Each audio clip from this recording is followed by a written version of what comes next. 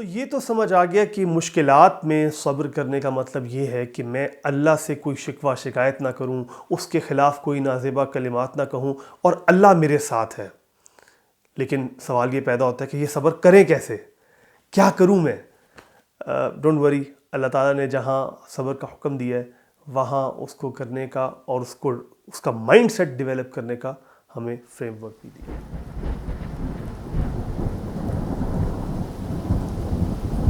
وَلَنَبْلُوَنَّكُمْ بِشَيْءٍ مِّنَ الْخَوْفِ وَالْجُوعِ وَنَقْصٍ مِّنَ الْأَمْوَالِ وَالْأَنفُسِ وَالثَّمَرَاتِ، اور ہم ضرور بضرور فور شور ہم تمہیں آزمائیں گے تھوڑا سا خوف دے کے اور بھوک سے اور مال کو تھوڑا کم کر کے تمہاری جانوں سے اور پھلوں سے۔ وَبَشِّرِ الصَّابِرِينَ، اینڈ کنگریچولیٹ the صابرین، جو صبر کرنے والے ہیں ان کو خوشخبری سنا دو۔ اب یہاں ذرا غور کریں کہ یہ سب تھوڑی تھوڑی وہ نیڈز ہیں جن کے بارے میں ہمارا خیال ہوتا ہے کہ یہ تو ہم ڈیزرو کرتے ہیں، رائٹ؟ سیفٹی، کھانا، مال تھوڑا بہت، رائٹ؟ یہ ہم چاہتے ہیں کہ ہم سمجھتے ہیں کہ یہ تھوڑا بہت ہم ڈیزرو کرتے ہیں۔ ان کے اوپر یہ کہا جا رہا ہے کہ جو صبر کرنے والے ہیں ان کو کنگریچولیٹ کر دو۔ لیکن میں نے آپ سے کہا تھا کہ اللہ تعالیٰ نے ہمیں فریم ورک دیا ہے۔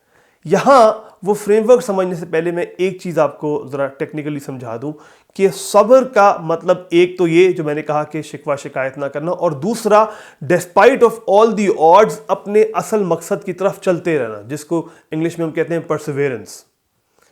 اب ذرا سنیں اللہ تعالیٰ کیا کہتے ہیں کہ ان کی کوالٹی کیا ہے، یہ صبر کرنے والے کون لوگ ہیں، ان کو ڈسکرائب کیا اللہ تعالیٰ نے۔ الذین اذا اصابتہم مصیبہ قالوا انا للہ وانا الیہ راجعون، کہ جب ان پہ مصیبت آتی ہے تو یہ دو باتیں کہتے ہیں۔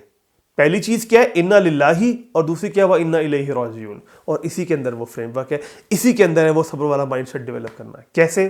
ذرا غور کریں، جب آپ یہ کہہ رہے ہیں وانا للہ کہ ہم اللہ کے ہیں، جب ہم ہی اللہ کے ہیں، ہم ہی اونڈ بائی اللہ سبحانہ و تعالیٰ ہیں، تو وہ جس چیز کا میں غم منا رہا ہوں کہ وہ لے کے اللہ تعالیٰ نے مجھے آزمایا، وہ بھی تو اسی کی تھی، وہ بھی تو اسی نے دی تھی۔ تو شکوہ شکایت کیسا؟ جب تم خود اللہ کے اونڈ ہو، وہ تمہیں اون کرتا ہے، تو وہ جو چیز اس نے تم سے تھوڑی سی لے لی وہ تم اون نہیں کرتے تھے، وہ پہلے ہی تمہاری نہیں تھی، وہ اس نے تھوڑی دیر کے لیے تمہیں دی ہوئی تھی۔ تو شکوہ شکایت کرنا تو تمہارا بنتا ہی نہیں ہے۔ تو پہلی چیز یہاں پہ وہ جو ہم کہتے ہیں نا کہ صبر میں شکوہ شکایت نہیں ہوتا، وہ یہاں پہ ایڈریس ہو گئی۔ اگلا فریز بہت ہی خوبصورت، وَإِنَّا إِلَيْهِ راجعون، اور ہم اسی کی طرف لوٹ کر جانے والے ہیں۔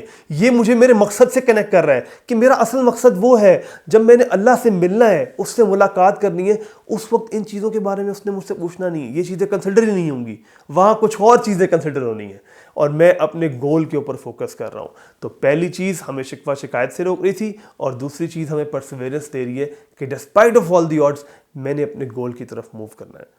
اب سوال یہ ہے، اور this is what I want to leave you with, کہ اپنے آپ سے یہ سوال کریں کہ یہ مائنڈ سیٹ آبویسلی ڈیولپ کرنا ایزی نہیں ہے، لیکن آج ہی یہ تہیہ کریں کہ میں یہ مائنڈ سیٹ جو ہے وہ ڈیولپ کروں گا۔